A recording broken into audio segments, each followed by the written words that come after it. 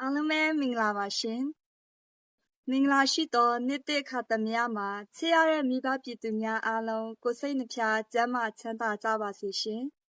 ။ဒီကင်းလုံခြုံသောနေ့တစ်ကိုပိုင်ဆိုင်နိုင်ကြပါစေလို့